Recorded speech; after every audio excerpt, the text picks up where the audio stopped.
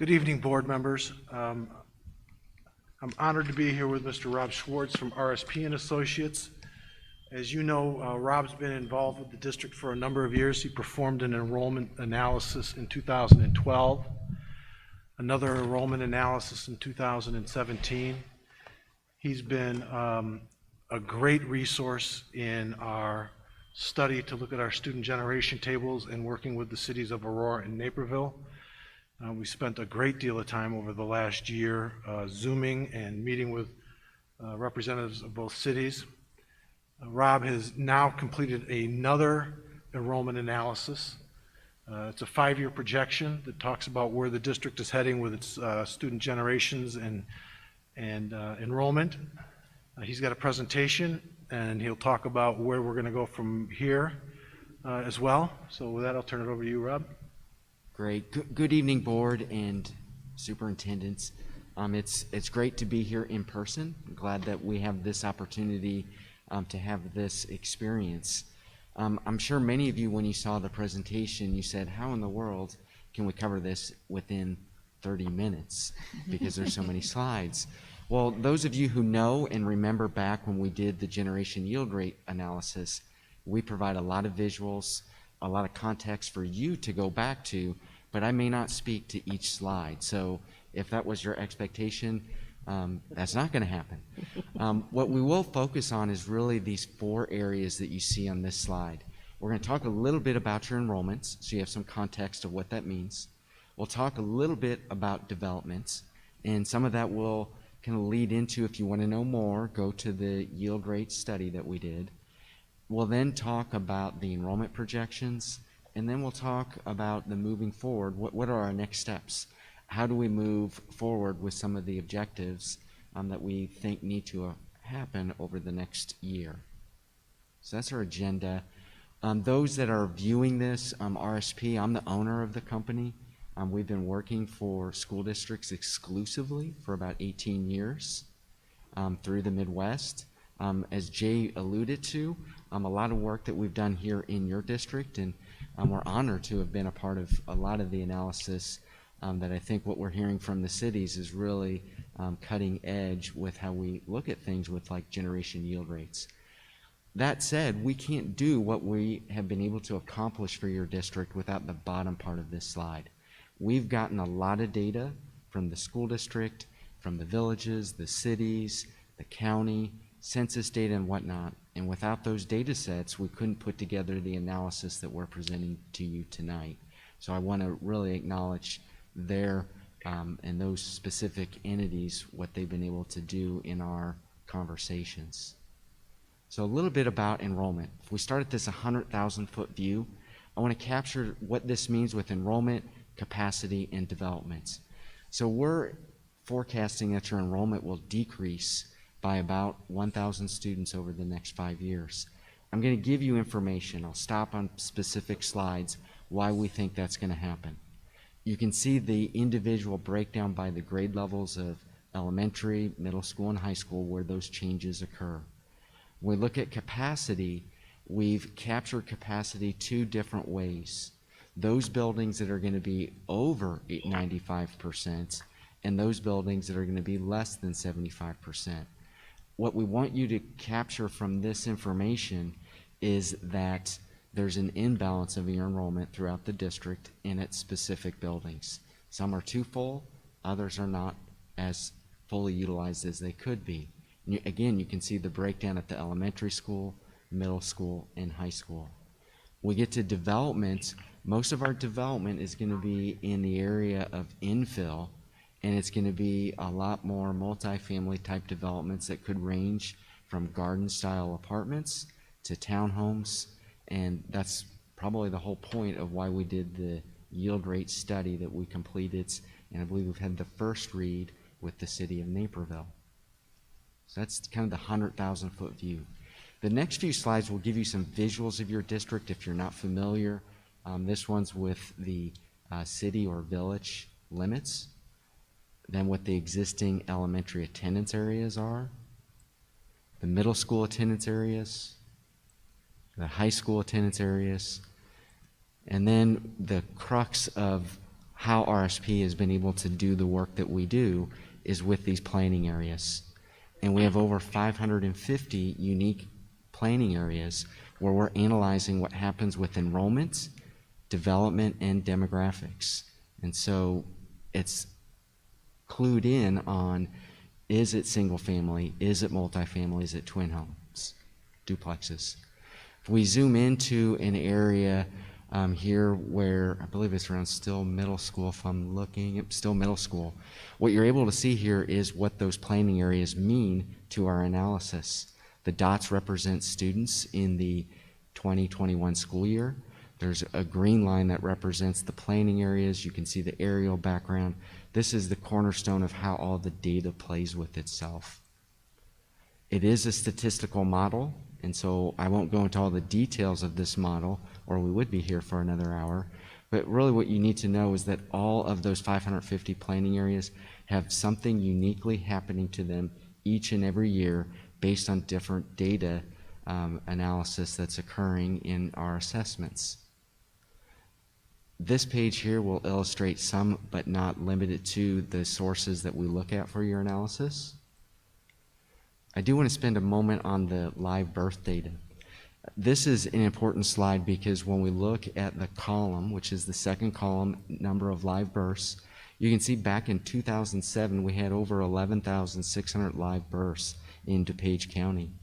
And you can see when we go down to 2018, it's about 10,300. So we've had fewer live births occurring. As we move to the right to the column that says school year and the number of kindergartners, that represents the number of kindergartners we had 5 years later. So this is one way in which we can look at what could potentially happen with future kindergarten students 5 years later. And so you can see the last three rows where there's a light blue font for 21-22 through 23-24. We've just given you an idea that if the census live birth data plays out the way in which it has the previous 3 years, this potentially could be the number of kindergartners that we see in each of the next 3 school years. We do the same thing with Will County. So not to talk just about DuPage, but we also did it for Will County. We have enrollment by grade, where I really want to suggest to you most of your decrease is what you see on this table. When we look at the senior class and we compare it to the incoming kindergarten class, we naturally are seeing fewer kindergarten students than those students that are graduating. So if I look at 2019-20, come over to that senior 12th graders, there's 2,236 last year, or 2 years ago. And then this last year we had 1,500 kindergartners. So you can see we have a natural decrease. So we have to make that up in another way. And so when we look at that same data, this is cohort change.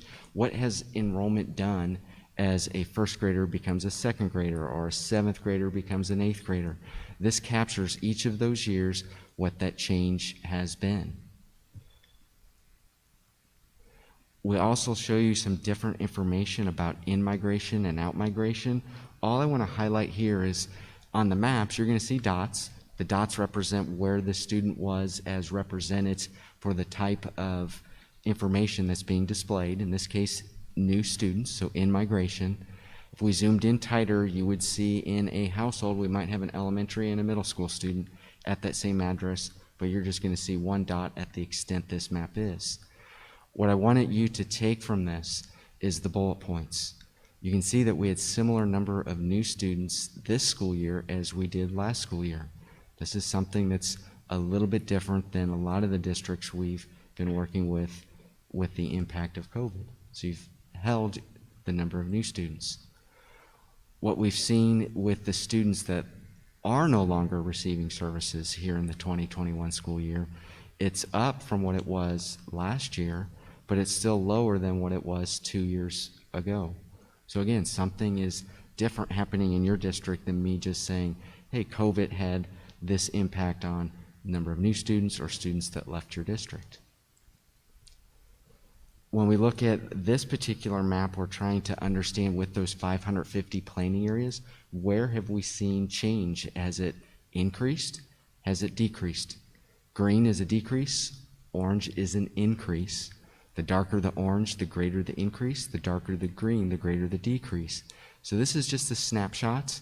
We have some videos when we get to the next steps that we'll be able to show what that looks like over time. What you need to understand is that each of these planning areas change each year. One year it may be decreasing, and the next year it may be increasing. That's the value of a statistical model in forecasting your enrollments. Another way of looking at the student data is reflected in this map. It's a density map. The red areas represent where we have the greatest number of students. So you can see there's different pockets throughout your district, but the greater amount of density is clearly on the north side of the district. I won't read all of these different bullet points other than the last one, this pig and the snake effect.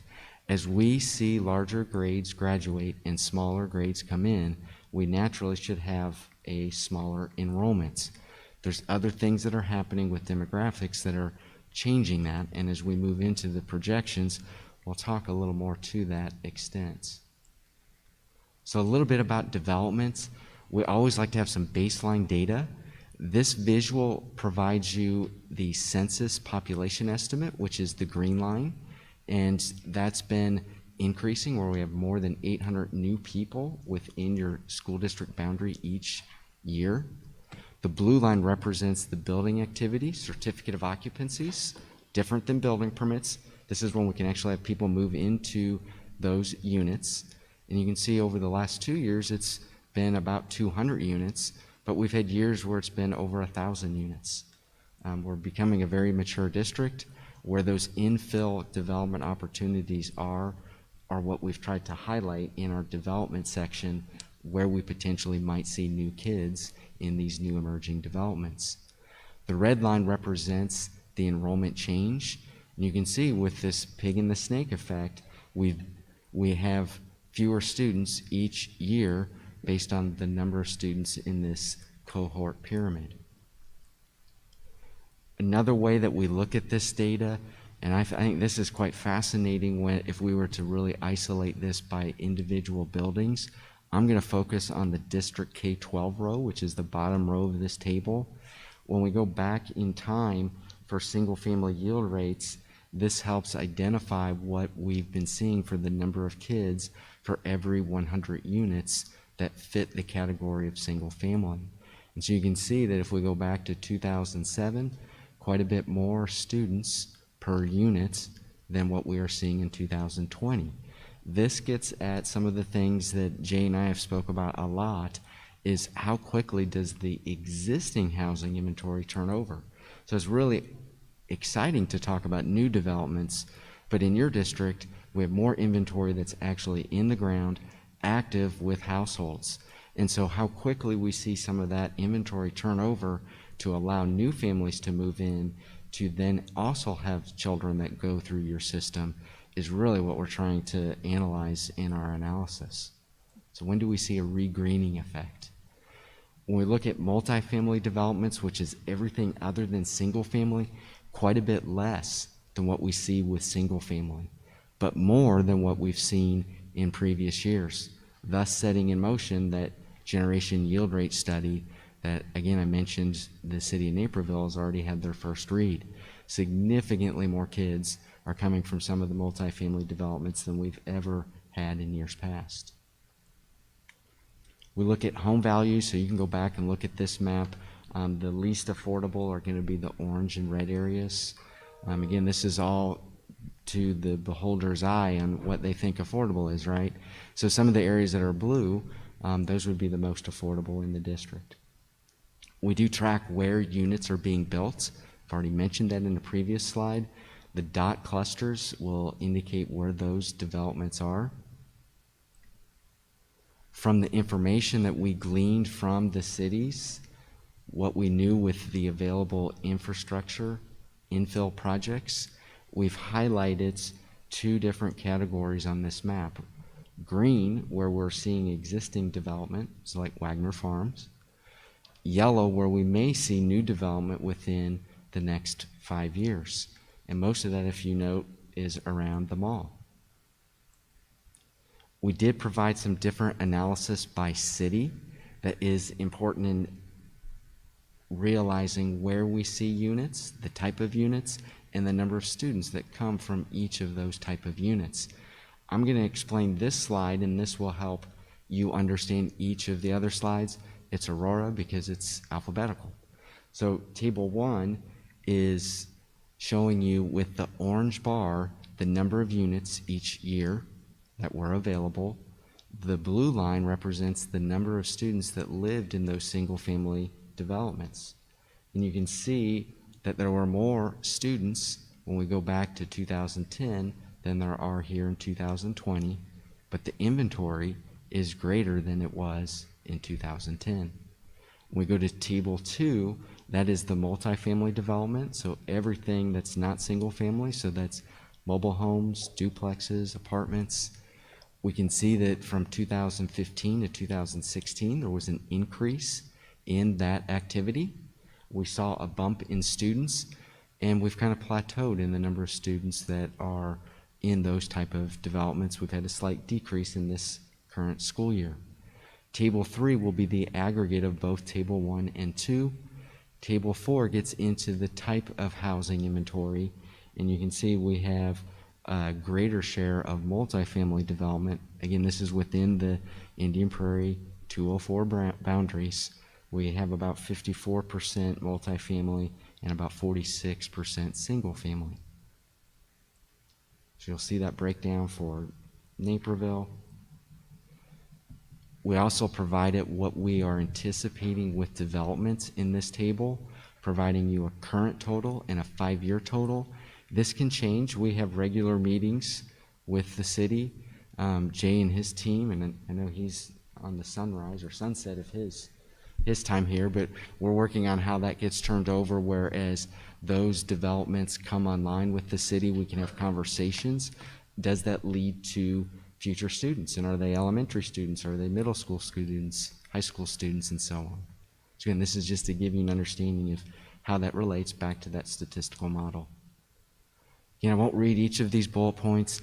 The generation yield rate analysis is what I really recommend you look at. There's a lot of really cool visuals where you can see what has specifically been happening to different type of developments, why we could definitively say and present to the city for changes in their ordinances on why we're seeing more kids in those developments, and we are concerned about what that might mean for the impact on capacity in any of your buildings. So that kind of gets us into the enrollment projections. So we're showing you a visual here that shows the past, current, and then what the future might look like. This is broken down with elementary being the red for past and current, and pink being what we're forecasting over the next 5 years. The blue is the middle school grades, light blue for what we're forecasting happens over the next 5 years. Green is the high school, and the light green is, again, what we're projecting over the next 5 years. The purple line is the aggregate of all three of those. So when we look at this visual, we can see we're at a district of almost 26,000 of headcount students that are in the buildings, and we show you going down to about 25,000 students in 25-26. I do want to spend a little more of my time on what you see in the next few pages because it's packed with a lot of information.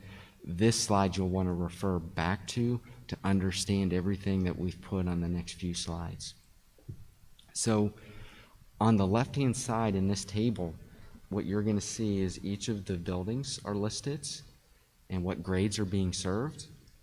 As we move to the right, you'll see the current capacity, and this is an updated capacity that we worked on with administration to get at what I would say is a functional capacity in each of those buildings. As we move to the right, for the last 3 school years, we show the enrollment 3 different ways. The middle row in each building is going to be, did the student actually reside in that attendance area? The bottom row, which is the blue font, is based on the student data, the number of students that actually attended in that given school year. The top row is a subset of reside, called reside/attend, Did they actually reside and attend that building? Well, for the preschool program, preschool building, well, all of those kids are going to be reside, attend, and reside/attend. Where you see the differences is when we get down to the individual elementary, middle school, and high school buildings. We show you this really so you understand that there's different programs in many of these buildings, and those different programs attract students that may not be in those facilities. There's also a piece that we're working on with administration about how students may be moving around to other buildings based on district policies of how they can do that. That's something that comes in the next steps. So this kind of gives you that flow of kids. Are they residing? Where are they attending? What does that mean? As we move to the right, we show you the enrollment two different ways.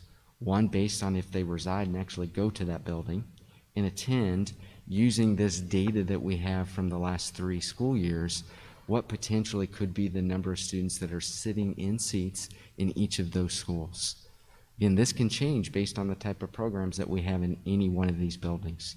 This is our best guess with knowing here's what it was in this most current school year. If that continues, this is what that might mean. The last 5 columns get at what does this mean with that capacity number in column 2, where we have shading, with different shadings. So if it's orange, it's above 95% of the capacity. If it's that bluish gray, it's below 75% of that current capacity. Both are indicators of either too many or possibly too few kids.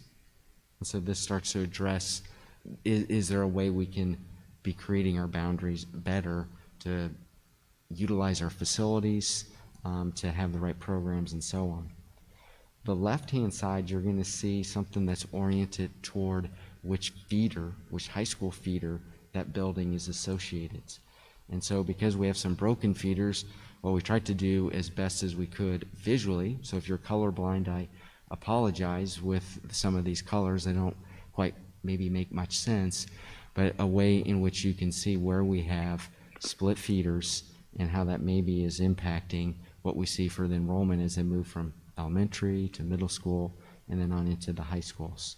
So you're going to see this same breakdown for each of the elementary buildings. And again, this has been given to you so you can go back and study this, and I know we have a future meeting, workshop, where we'll talk probably even more about what this implication might be. We do the same thing here with the middle schools. So you can see who's over capacity and who's probably maybe a little bit underutilized. And the same thing with the high schools. All right, I think I'm hitting my time right on. So if I look at the next steps, so part of this program that we've been working toward is completing this enrollment analysis. And what you see with each of these bullet points are some takeaways that factor into these next steps. And this is a boundary process. And so what we've established here is a process that's somewhat similar to what you've done in the past with looking at how do you change boundaries, but a little bit different. So I want to spend some time giving you some understanding of what this whole process means and how this relates to a time schedule. So here we are on April 12th. You're receiving the enrollment analysis and this particular process that we're starting upon. May 17th, there will be a board workshop where we talk about what some of these guiding principles and criteria need to be in establishing what the process will look like, what this committee will be addressing, and how we get to the end of this process in January of 2022 with a plan of what does this look like. I can honestly tell you I have no idea what it'll look like in January 2022, and I don't think any of your administrators can, and I'm sure you as a board, you have no idea either what it will look like. But that's the process that we have. So that's the blue is always the Board of Education. So you're starting out the process and you complete the process. We also have a committee that Jay may speak to of who would be potential committee members, where they will be working through all of this guiding principles, boundary criteria, the enrollment data, development data, to try to help create whatever this plan will look like for all of your buildings. So those are the green, and we have a series of 8 committee meetings that start in July and complete in December of this year. You see, we also have yellow, and that's RSP as the consultants. We did this initial enrollment analysis. That's what we're presenting to you tonight. We have another one that will come in after your fall housing report in October, and that will be able to assist us in seeing where the trends that we saw pre-COVID and during COVID, how did they hold out? Do we see more people moving to Naperville because of the ability to not have to travel elsewhere in the Chicago metro area, that they can just stay here and work from home? Does that impact what we see with the number of students, among many other different variables? So that will be a check to make sure that the plans that we're putting together statistically make sense. So that's the yellow, that's us. We're also facilitating each of these committee meetings to be able to work our way through whatever's on that agenda for each of those 8 meetings. You can see in November, we've slated off really November through December, there's going to be different public input opportunities. We've kind of kept that a little bit general, and the reason for that is, in this COVID world, how many people can we get into an environment like this? Today, we can only have 50 people, right, in this particular auditorium. We do have at our disposal very many technology assets that would help us facilitate and get community feedback. That may be a direction that we have to go. We still may use that in concert with things that we can do in person. There may be smaller meetings that are related to at the PTO level. So again, we've kept this pretty general because we're not sure what that may look like a year from now. We're hopeful that we can have more interaction where it's in person, because I think that tends to, in these situations, based on what we've done in the past, to be the best scenario for everybody. The way the process is also set up, you can see the committee does a good bulk of the work trying to understand what is happening in the district, what those objectives are, before we go out with a incomplete possibility, scenario, option, proposal, whatever we want to call it, in the November, December timeline. When we go out to the public, we want to have something that meets as best as possible the objectives you, the board, and administration provide in this process. Then you can see we come back after that public input, and right now we have one committee meeting. We may have to add a second one depending on what this all looks like, right? And then again, the timeline is try to have your first read of this in December of 2021. So a lot of work has to happen in this short period of time, but I think it's all doable. I'm not going to go over the appendix. We left a few things that were also some takeaways with items that we look at to understand what's happening in your district, but I'll open up for questions that you, the board, have. Board members, as I see this process unfold, I see this being very much like Engage 204, where we have parent groups and a lot of our parent advocates come and attend these committee meetings and work through the data to make recommendations to the Board of Education about how we can handle some of our opportunities and challenges associated with our enrollment. Do we want to try and balance our schools evenly so that we have equitable space in the buildings, so that in one day in the future we're in a position, we have an opportunity to reduce class sizes, we're ready, we're teed up to do that. Do we want to consider, contiguous boundaries? Do we want to consider no split schools or split feeders? Do we want to consider how do we address our self-contained classrooms?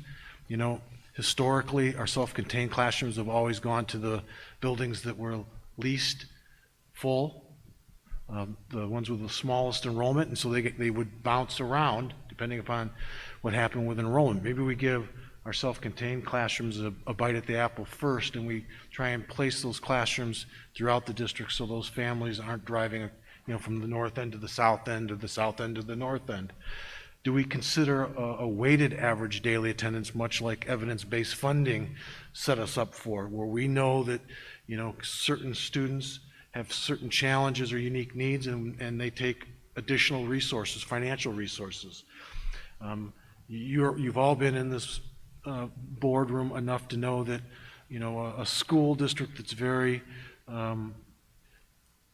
same is at 90% is different than a school district that's very diverse with diverse needs at 90%. The use of those two buildings, even though they're identical, the space is being used entirely differently. And those are all the things that, we would want you to discuss in the next board meeting and when the committees get together that they talk about, so that we can figure out, how to take care of some of these opportunities that may be ahead of us.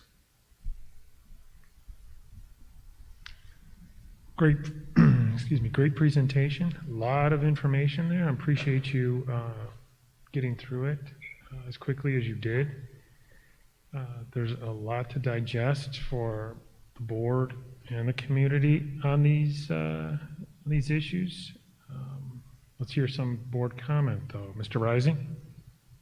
So just some clarifying. Slide 26 and 27, when you talk about the yield rates, specifically that were coming out of single family and multifamily. So if we start at 26, if you talked about the bottom line there, right? So that was 0.69 coming from single family in 2020, right? If you scroll back to 2013, 0.83, and even go back all the way to 2007 at 0.93. I'm trying to get a sense of, because that's a 0.69 to 0.93 if you go back 13 years, right? I'm assuming that 0.31 or whatever it is, 0.32, I guess, or whatever it is. I can't do math right now. I'm assuming that even though it looks small, it yields quite a bit of students, right? And I think we see that with the multifamily going the opposite direction. So it was lower in 2007 and higher by 0.7 in 2020. So I'm just trying to get a sense of that. It may seem small, but it's calculating to a lot of students, right? Correct. A better way to maybe visualize this is that's per unit. So if we talk about for every 100 units, we're yielding in single family right now 69 K-12 students for every 100 units of single family. Say that again? In 2020, we're yielding 69 K through 12 students for every 100 single family units. Okay. When we look at multifamily, we're yielding about 31 K through 12 students for every 100 multifamily units. What's happening is in this time periods, one of our bullet points that we have from 2007 to 2020, we added about 1,500 single family units. The potential to add more single family units is significantly less than what we're seeing in your community for multifamily. In that same time period, we added almost 2,300 multifamily units. And when we go back to that development slide, the majority of the new units that we're thinking could come online over the next 5 years are going to be multifamily units. But if we drill down even deeper into the data, and that's where that yield rate study is so imperative to understanding some of the things that are happening in your district, we're seeing specific developments, most likely the newer multifamily developments, are yielding maybe even more than what we're seeing here as the district average. And that's why as we look through each of these attendance areas, like when I look at Graham, I think is one, or if I look at Gombert's, where we're yielding this year 53 K-12 students for every 100 multifamily units and 41. So it's a small number at a per unit, but it could be very big in the type of developments and specific developments. Okay, so then that's what you were talking about then, as far as the number of students versus units generated on on slide 31 and 32, correct? That's kind of where you were showing that table 3, how it summarizes the students and the number of units. So it's not necessarily a bad thing either way if you have a lot more units to students, because it looked like almost Naperville had more units to students than Aurora, if you're looking at table 3. I'm just trying to, and maybe I'm just digging too deep, because once I go down that rabbit hole, Yes. okay, we can forget about that. Jay, thanks for mentioning parameters and things that we would look at, you know, we would go down this. And I guess my last question is, you know, the last 7 years, we had slight elementary attendance area tweaks. And where I'm going with my question is, you know, this is something we look at for a district-wide. I'm concerned how predictable those numbers are long-term, and why I say that, and I'll bring a specific example up, is 5 years ago, our Brooks attendance area, which is Stonebridge, had a huge turnover. You had a bunch of kids graduate and a bunch of young families move in. It was kind of a little bit of a weird anomaly that we really haven't seen, I don't think, in the district. At least we haven't seen that happen like in Tallgrass area or White Eagle area. But it happened in this Brooks area, and we had to move a lot of kids out of Brooks. And now we're looking at Brooks, that time later, they're under 75% capacity. So, you know, now granted, we did move kids out of there, right? But now they're at less capacity than I think we maybe even thought about 4 or 5 years ago. So that's where I go back to the predictability, because no board, no district wants to necessarily do boundaries. You know, I want to try to understand these numbers. Do we need to do something district-wide, or do we only need to do a few things in the north still? And I'm still trying to wrap my head around that too, right? But when I look at Bilta, and it's only got 250 so kids in there, yeah, it's significantly underutilized, right? So, I don't know if you wanted me to speak to that. All right, I'm going to move on to the next board Sorry. member. Is that too much? A little bit. Okay. Can I just say that one thing that's going to be important as we do this is taking into consideration the developments that we know are coming through our communication with both cities, that we're really going to have to, you know, increase that communication about the timeline for when they come on, because those are mostly multi-family developments. I'm sorry, Mr. Krubis. Comments from Ms. Grover? I just wanted to say thanks for all the details. And there's a lot of details, and sometimes you don't realize how the details are so important. Like, I was looking at slide number 6.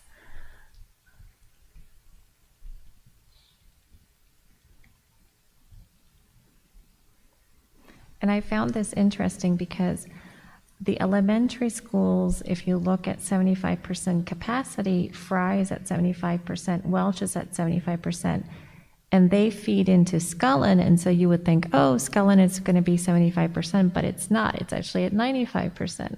So it's just, the details are so, when we have the committees, I think we have to look at everything, so it's really interesting. Thank you. That's all I want to say. Ms. Peel? Well, I just want to thank Jay for bringing up opportunities, and I think for this future board, I hope you do look at it as an opportunity. I think it's an opportunity to look at the school district from a truly equity lens and start serving our students in the best way we can. And that, I think it'd be wiser to be brave on this end, and take this opportunity to make those spaces that are right for kids. And so that's all I have to say. Thanks. Thank you. Ms. Deming? Thank you so much. This is, I mean, so much detail information. And I just wondered, I know we originally began looking, you know, before COVID, when we first began to recognize that we needed to look. Any type of reflection or impact with the change of the way people work, and any impact on projections with that? With so much personnel staying, you know, working from home, did that change have any impact on what our projections look like? I just wondered. Great question, and the simple answer is we didn't have any definitive data yet to say that with people staying at home rather than going into the office, did that, for instance, we've heard people say, since they're staying at home, does that mean we're going to have more babies 5 years later? Much like when the Chicago Cubs won the World Series, right? We haven't seen anything like that from hospitals. So as we try to look at some of the data points and what people think may have happened, things like as we see turnover of households, are we seeing it generate different type of households that maybe have school-age children, or maybe they're more likely to be secondary?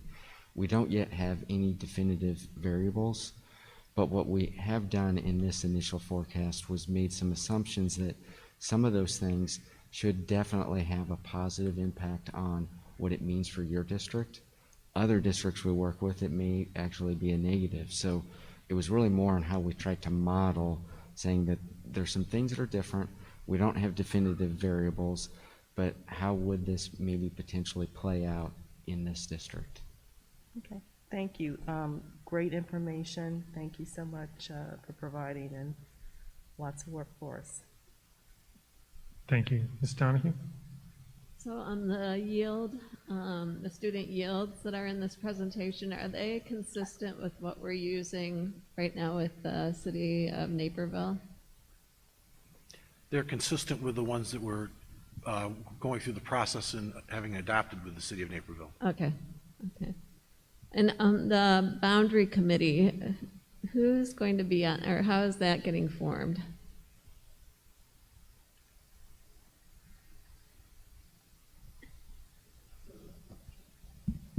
The boundary committee will be made up of multiple stakeholders, and determining who will be on it. We will look at that down the road, but it will be made up of various people from both the school district, the community, and engaging as many people as we can from different perspectives. That's good. Yeah, because there is a lot here, and I thank everyone for all of this comprehensive set of material.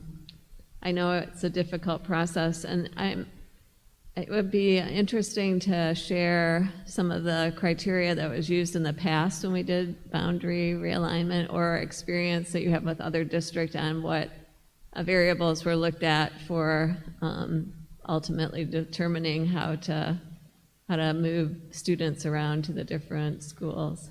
So what are the kinds of criteria that were used would be a good list to start with, so we could look at.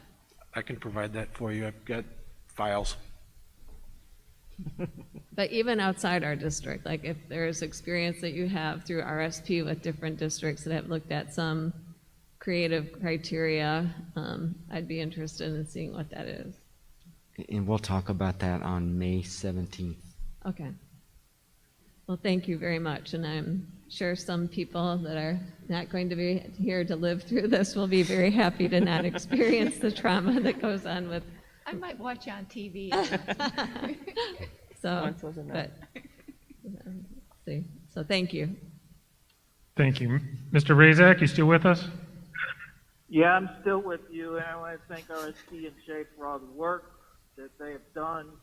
Clearly, time to look at this. I was impressed with the level of detail, and it's clearly necessary. For me, I'm interested over time in terms of mitigation I wonder where our house sales are going to be, but they seem to be stable over time, and we're not getting a lot of new students, in fact, losing them. But the level of detail is really important, and I hope the community is reassured that they're going to be part of this process, because it's really important that they are. So I just want to thank everyone. Thank you. Thank you. I do think that this is the most important slide for us to consider tonight. I think we need to reach consensus generally that this is a process that we want to go down and engage. We do have another meeting where we can consider some of the options. But if we want to provide direction that we want to have a different process, or we want to have additional meetings, or we don't want to go down this path at all, we need to reach consensus on this slide 45. Based on the recommendation, based upon the prior history that we have with doing boundary changes, I see the need for it.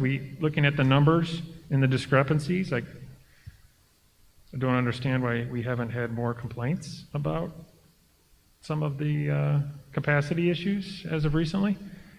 But at least this year we have a reason why we don't. But there hasn't been a lot of history of the complaints. But sometimes we need to act as a district to be forward-thinking and consider the instruction that is being done in the buildings. So this is a process generally that I can support, and I look forward to additional information on some of the particulars. So if anybody has any disagreement with this process, let's think about it and raise it up at the next meeting. Okay? Thanks for the presentation. Thank you.